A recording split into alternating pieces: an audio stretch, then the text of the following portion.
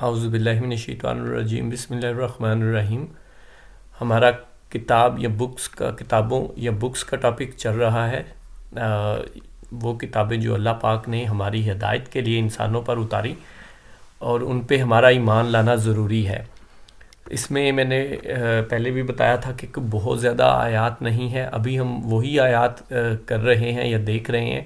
جن میں دونوں رسولوں اور کتابوں کا ذکر ہے ڈیٹیل سے، اور اگلا ٹاپک ہمارا رسولوں کا ہی ہے، تو یہ ایک دو اور آیات ہوں گی جو کہ ہم یہ کتابوں اور رسولوں کا اکٹھا ہی ٹاپک کر کے پھر رسولوں کے ٹاپک پہ چلے جائیں گے۔ اور ان میں آپ کے ساتھ یہ مختلف آیات شیئر کر رہا ہوں قرآن پاک میں سے، اور تھوڑا بہت اس میں اپنی جو انڈرسٹینڈنگ ہے وہ شیئر کر دیتا ہوں، باقی آپ خود ان پہ غور کریں اور ان کو خود دیکھیں سمجھیں۔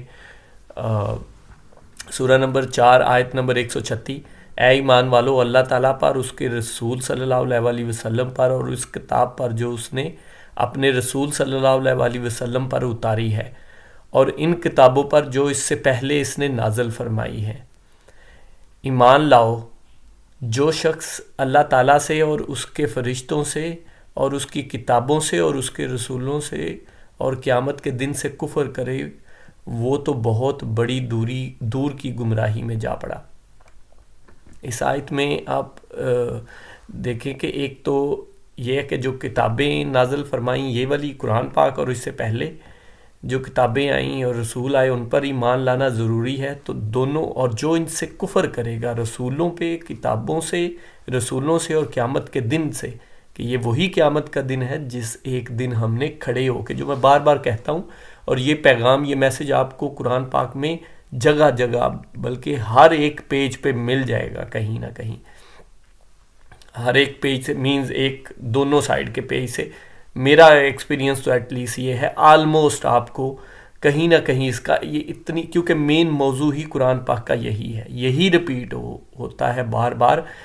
کہ اللہ سے ڈرو، اللہ کے سامنے ایک دن کھڑے ہونا ہے، قیامت کے دن کھڑے ہونا ہے، ایک دن تم جب بلائے جاؤ گے تم نصیحت کیوں نہیں کرتے۔ تو یہ ساری باتیں کہ اللہ کے سامنے ہم نے ایک دن کھڑے ہو کے ان سب باتوں کا جواب دینا ہے، ورنہ اگر یہ نہیں ہوگا تو پھر تو جو مرضی کوئی کچھ بھی کرتا پھرے، اس کو کیا پرواہ ہے، کوئی لوگ برا کہیں نہیں کہیں، کوئی کچھ ٹھیک ہے، کوئی کرتا پھرے۔ لیکن اگر یہ ہو کہ ایک دن اس کائنات کے مالک اور خالق کے سامنے کھڑے ہو کے اس ایک ایک بات کا، ایک ایک عمل اور ایک ایک چیز کا جواب دینا ہے، تو پھر انسان اکاؤنٹیبل خود کو سمجھتا ہے نا، پھر ہی وہ اس پہ عمل کرتا ہے۔ تو اس میں دیکھیں، اے ایمان والو، اللہ تعالیٰ پر، اس کے رسول صلی اللہ علیہ وسلم پر اور اس کتاب پر جو اس نے اپنے رسول صلی اللہ علیہ وسلم پر اتاری ہے، اور ان کتابوں پر جو اس سے پہلے اس نے نازل فرمائی ہے، ایمان لاؤ۔ تو یہ تو کتابوں کے ایمان کی تاکید ہو رہی ہے کہ ہم کتابوں پہ ایمان لانا اور کتاب پہ، اور یہی ہمارا ٹاپک بھی ہے۔ لیکن اگلی دیکھیں، جو شخص اللہ تعالیٰ سے اور اس کے فرشتوں سے اور اس کی کتابوں سے اور اس کے رسولوں سے اور قیامت کے دن سے کفر کرے، وہ تو بہت بڑی دور کی گمراہی میں جا پڑا۔ مینز ان سے، اللہ تعالیٰ سے، فرشتوں سے، اس کے فرشتوں سے، کتابوں، اس کی کتابوں سے اور اس کے رسولوں اور قیامت کے دن سے۔